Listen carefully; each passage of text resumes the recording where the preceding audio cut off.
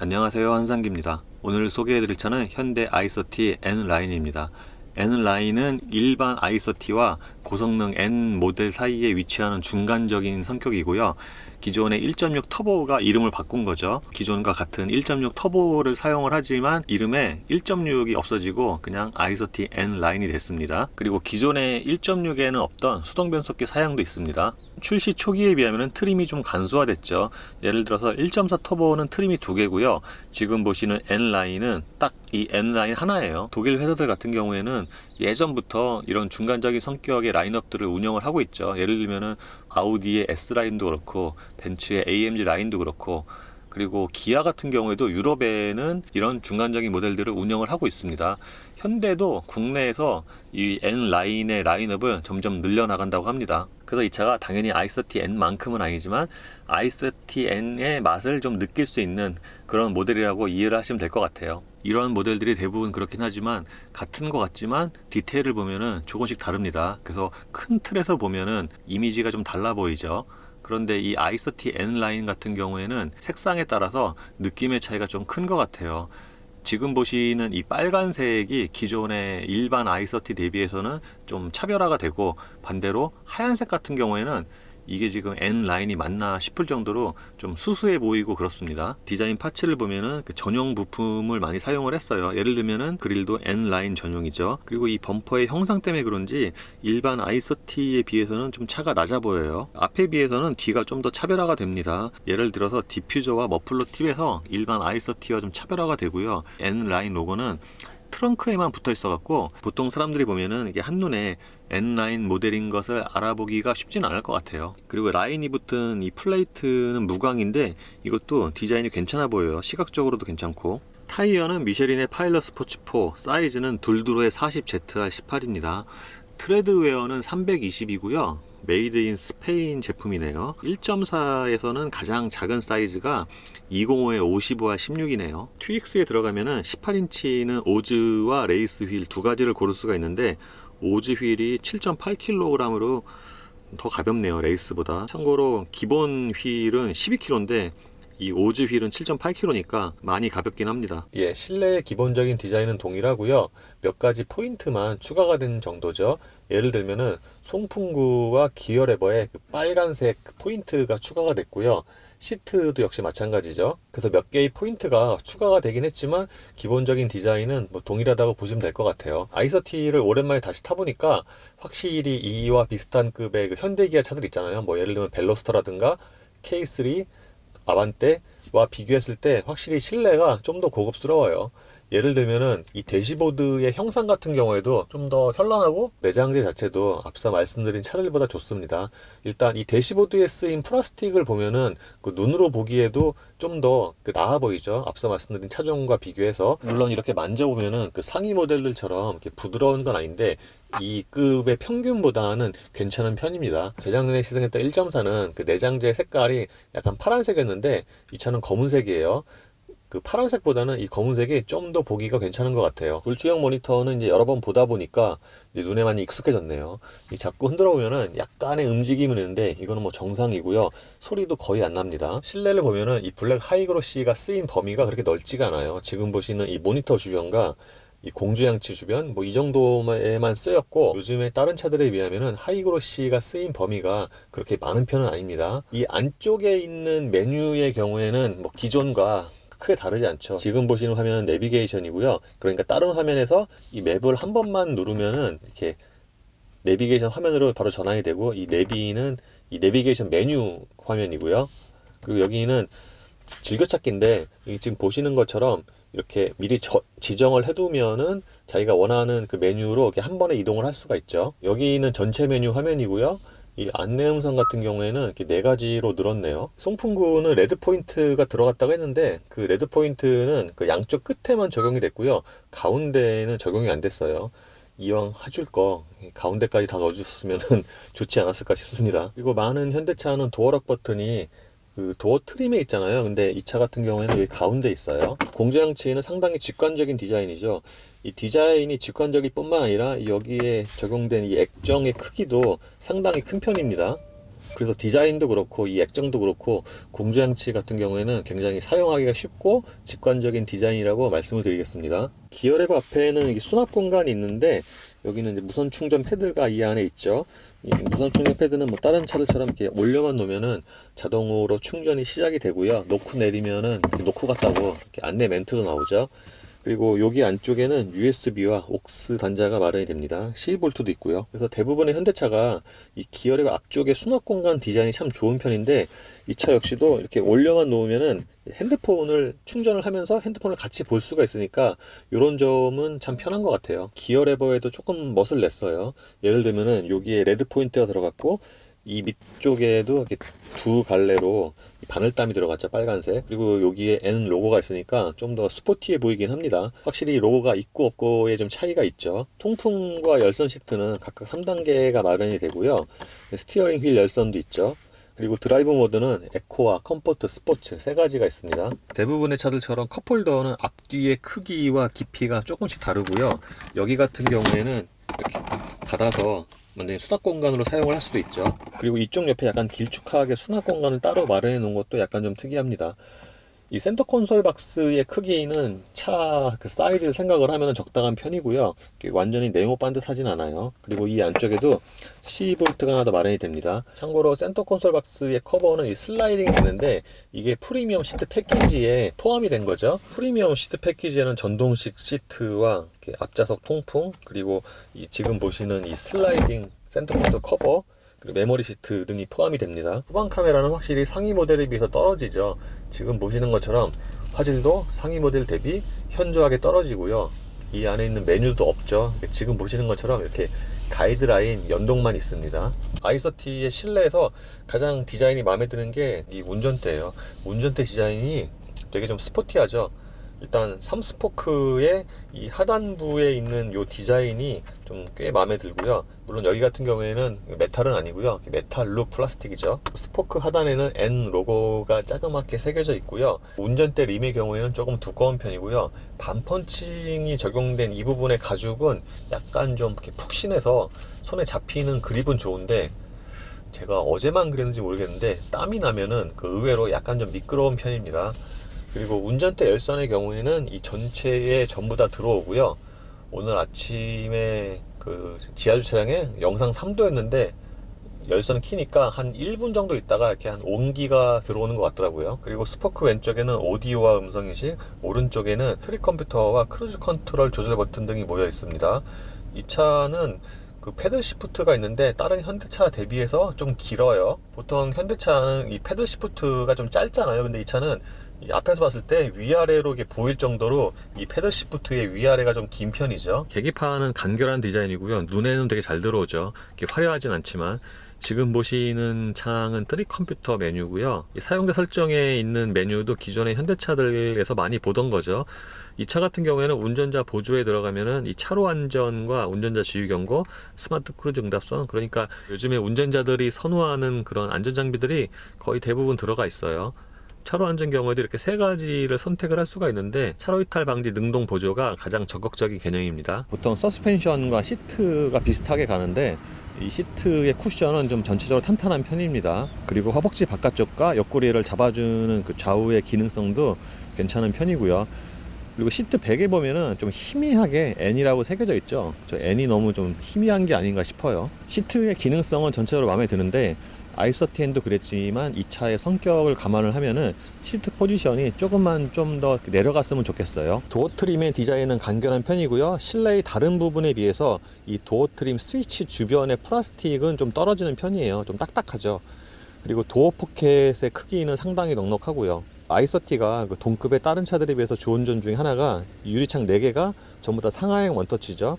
G70도 유리가 1열만 상하행 원터치인데 i30는 4개 모두 다 원터치예요. 가속 페달은 오르간 타입은 아니고요. 이 표면에 고무가 입혀져 있어서 신발과의 밀착성이 괜찮은 편입니다. 2열의 거주성이 좋은 편은 아니죠. 제가 앉았을 때 무릎과 앞시트 사이에 주먹이 하나 정도밖에 안 들어가요.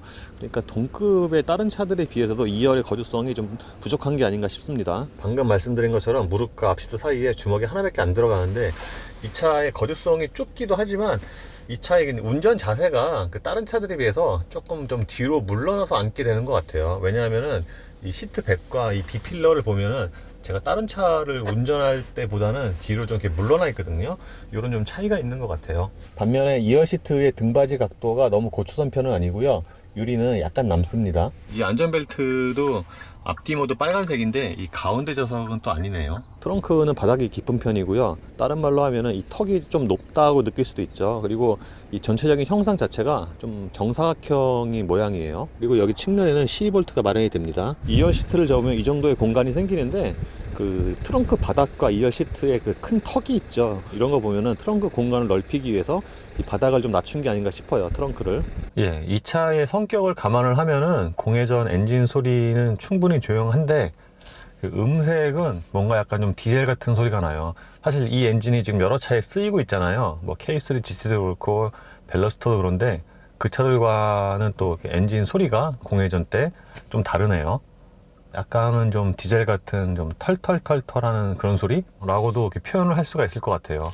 그리고 진동 같은 경우에는 운전대로는 억제가 잘 되어 있는데 이 시트로는 그 진동이 좀 이렇게 파장이 좀 이렇게 길게 있는 편이에요. 보통 디젤은 좀 가늘게 있잖아요. 근데 이 차 같은 경우에는 진동의 그 파장이 좀 길어요. 이 차의 파워트레인은 1.6L 터보와 7단 듀얼 클러치로 조합이 되는데 이미 이 파워트레인의 조합은 이렇게 많이 쓰이고 있죠. 신형 벨로스터도 그렇고 아반떼 스포츠도 그렇고 아마 더뉴도 같은 거 쓰겠죠. 그리고 가장 최근에 시승했던 K3 GT도 그렇고 그래서 요 급의 차에 이 파워트레인 탑재가 되면은 대략 예상 가능한 동력 성능이죠. 실제로 동력 성능은 앞서 말씀드린 그 세 개 차종과 거의 비슷한데 이게 같은 파워트레인에 비슷한 차체 사이즈라고 해도 동력 성능이 조금씩 다른 것 같아요.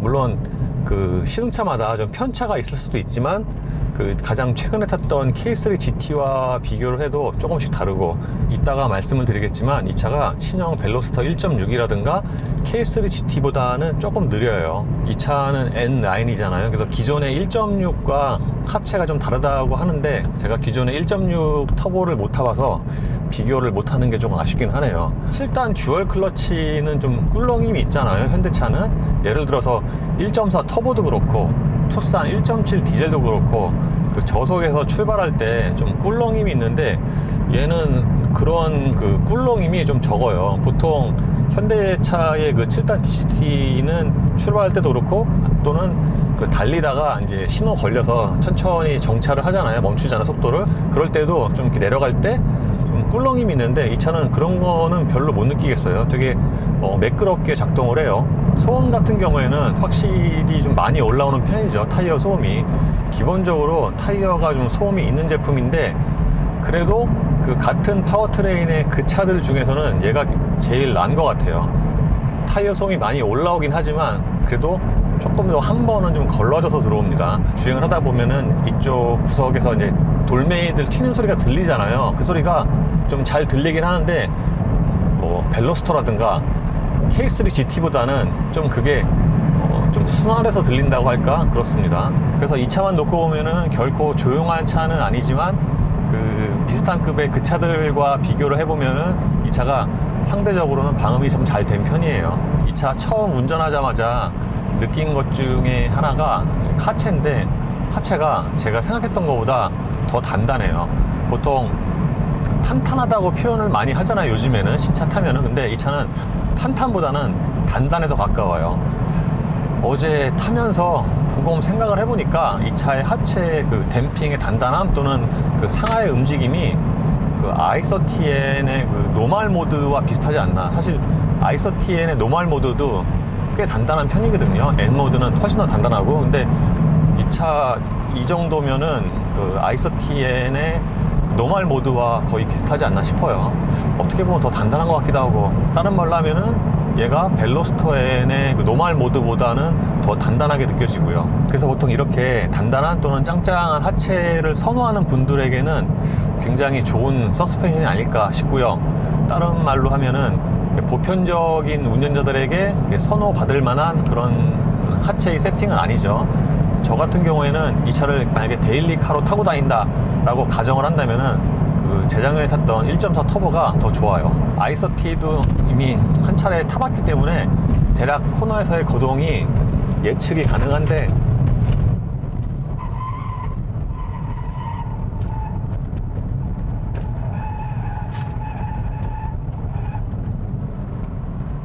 어제 오늘 코너를 몇 번 돌면서 느낀 게 이 회전할 때 되게 안정적이에요. 제가 i30 처음 탈 때 또는 i30N도 그렇고 초기에 조향을 하면은 이렇게 안쪽으로 좀 이렇게 감기려고 하는, 보통 흔히 오버스티어라고 표현을 하기도 하는데, 이게 그래서 처음에 운전할 때는 약간은 좀 당황스럽고 좀 적응이 필요하거든요. 이 코너 돌 때 그 어떤 느낌이 드냐면은, 예를 들면 방금 같은 경우에 이제 오른쪽으로 이렇게 돌잖아요. 그러면 타이어가 딱 이렇게 고정이 단단하게 지지가 되면서 차가 이렇게 돌아나가는 듯한 그런 느낌이 들어요. 이런 느낌은 그 내리막보다는 오르막에서 좀 더 강하고요. 지금같이 약간씩 조금 파인 곳이 있잖아요. 이럴 때도 첫 충격이 좀 더 직접적으로 전해지죠. 지금은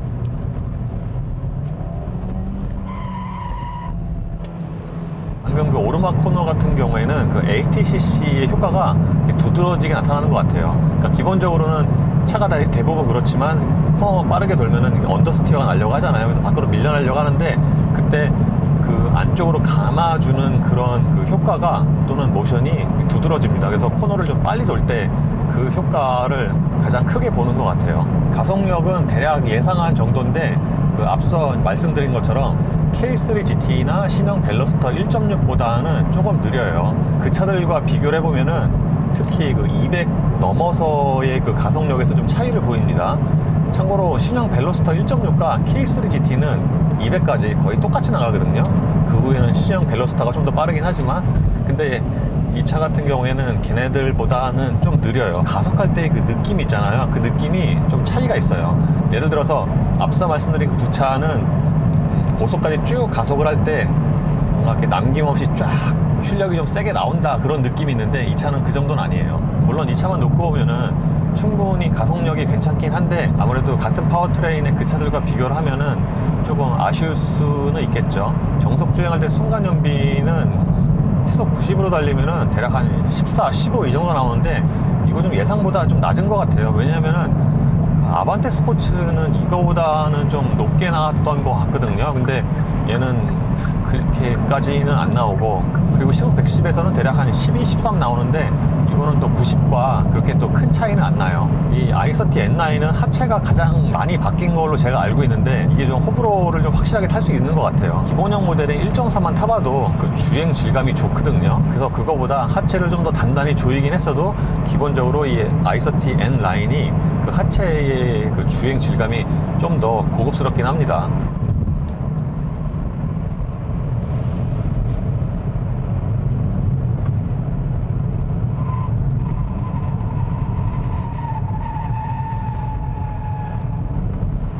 그래서 주행 느낌으로만 보면은 신형 벨로스터가 가장 와일드하다고 해야 되나? 그리고 그 다음이 K3 GT고요. 이 i30 N9은 걔네들보다는 좀 더 정화되고 좀 더 세련미가 있는, 그렇게 표현을 할 수 있을 것 같아요. 이 고속 안정성은 꽤 좋은 편입니다. 소위 말해서 고속으로 달릴 때 좀 붙는 느낌이 나요. 그리고 이 차가 체감 속도가 낮아요, 실제 속도보다.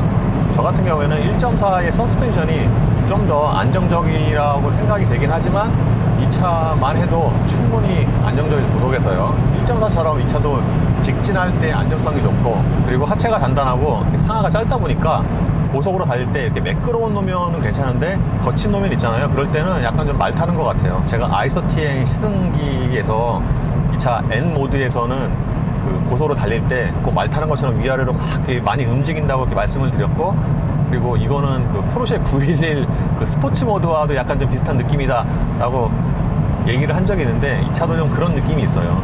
물론 그거만큼 이렇게 심한 건 아니고요. 그래서 보편적인 운전자라면 아마 1.4의 그 노멀 서스펜션이 고속 안정성이 더 좋다고 느낄 가능성이 저는 높다고 생각을 해요. 이 차 같은 경우에는 이렇게 약간 좀 우들투들한 거 달릴 때 초기의 충격은 좀 이렇게 직접적으로 이렇게 바로 들어오는데, 그 다음에는 바로 되게 깔끔하게 처리를 하고요.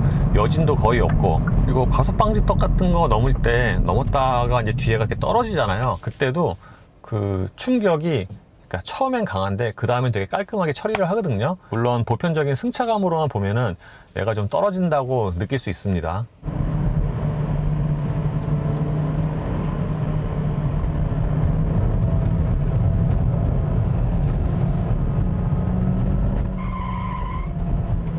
오늘은 날씨가 추워서 그런지 그 타이어 스키드음이 좀 나중에 나네요. 거의 코너 정점 지나서야 타이어 스키드음이 나는데, 사실 이 타이어가 그 얼마 전에 탔던 K3 GT에도 쓰였는데 그때는 타이어 그 스키드음이 좀 일찍 났거든요. 아마 그 노면 온도와도 좀 관계가 있지 않나. 어쨌든 이 차는 코너에서도 재밌게 탈 수 있는 차고, 앞서 말씀드린 그 세대의 차와는 성격이 조금 달라요. 기본적으로는 이 차가 벨로스터나 K3 GT보다 그 소리는 전체적으로 좀 작아요. 방음도 잘 됐지만 그 엔진이라든가 그 머플러 그 배기음도 좀 작죠. 예를 들어서 K3 GT 같은 경우에는 그 스포츠 모드에서 급가속하면 변속할 때마다 약간이지만 좀 이렇게 펑 하는 소리도 났는데, 얘는 그렇진 않고요.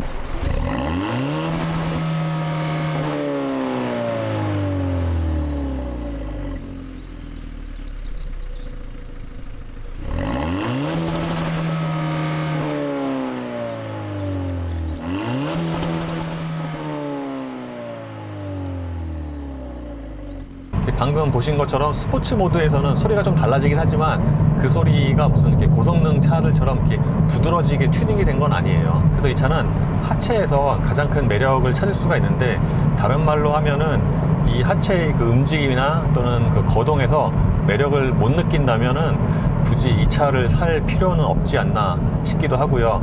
물론 그 앞서 말씀드린 뭐 K3 GT나 신형 벨로스터, 더 뉴 아반떼 스포츠는 아직 못 타봤지만 이 세대와 이제 같이 놓고 비교를 하면은 저는 당연히 이 차를 선택을 하죠. 신형 벨로스터나 K3 GT는 너무 좀 시끄러워요. 방음이 안 돼갖고 진짜 이렇게 90km로 달려도 되게 소리가 와글와글 하거든요. 근데 얘는 그 정도는 아니고 상대적으로 아까 말씀드린 것처럼 소리가 한 번은 좀 더 이렇게 필터링이 돼서 들어오니까 좀 낫죠. 그리고 이 차가 약간 또 의외인 게 이 차선 유지 장치 있잖아요. 이게 그 유지 시간이 길어요. 보통은 대략 15초 정도만 유지가 되고 그 다음에 경고음 울리고 또 한 좀 있다가 이제 해제가 되잖아요. 근데 얘는 지금 제가 직접 확인한 거로만 3분 갔는데, 물론 이것도 그 노면에 따라 좀 달라요. 이게 직선이 길면은 오래 가고 코너가 있으면은 이제 금방 이제 해지가 되고 그러는데, 어쨌든 그리고 차선 유지는 전체적으로 그 차선 가운데를 잘 지키는 편인데, 가끔 가다가 약간은 좀 이렇게 오른쪽으로 좀 붙는 경향도 있어요. 이제 핸들 잡으라고 경고음이 울리죠. 이때도 이제 안 잡으면은 이제 해제가 되고요. 그래서 이 차선 유지 기능도 그 동급의 다른 차들에 비해서는 이렇게 우위에 있는 부분이죠. 여기 같은 경우에는 이제 차선이 양쪽이 다 흐려지잖아요. 이럴 때는 지키긴 지키는데 왔다 갔다 하죠. 지금도 약간 밟았고, 예, 지금 이렇게 벗어나죠. 여기 지금 한쪽이 없어지고 한쪽만 있잖아요. 이럴 때는 또 잡아요. 중앙으로 맞춰서 가죠. 예, 그래서 당연한 얘기지만 이렇게 차선 유지 기능을 사용을 할 때는 운전자가 항상 주의를 기울여야 하고요. 그리고 운전대에 손을 잡아야 되죠. 예, 어제 오늘 오랜만에 아이서티 가솔린을 시승을 했는데요.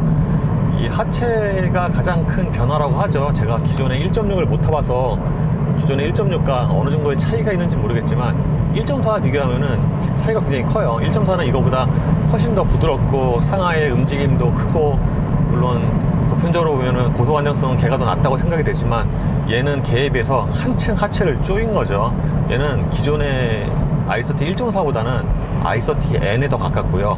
그만큼 얘는 기존의 그 아이서티와는 좀 차별화되는 좀 하체를 갖고 있어요. 그래서 이렇게 하체를 튜닝을 하면은 아무래도 호불호를 탈 수가 있는데, 확실히 이런 감각 또는 스포츠 드라이빙을 좋아하는 분들에게는 환영을 받을 만한 세팅 같아요. 그리고 이와 비슷한 성격 또는 같은 파워트레인의 차들이 현대 기아차 안에 세대가 있잖아요. 그 차들과 비교해도 얘가 더 전체적으로 괜찮고, 사실 기본적으로 아이소티가 그 현대 기아차의 그 C세그먼트 차들 중에서는 좀 더 고급스럽거든요. 사실 아이소티는 세부적인 편의 장비 면에서 그 차들보다 더 좋다고 하잖아요. 근데 사실은 저는 그거보다는 그 기본적인 주행 질감, 서스펜션, 거기서 차이가 더 많이 난다고 보고요. 그렇기 때문에 아이소티가 좀 더 가격이 높은 거죠. 이 원터치율이 4개는 보너스고요. 사실 K3 GT만 해도 저는 서스펜션이 꽤 좋다고 느꼈거든요. 근데 얘에 비하면은 전체적으로 나쁘게 말하면 거칠고 좋게 말하면 와일드하죠.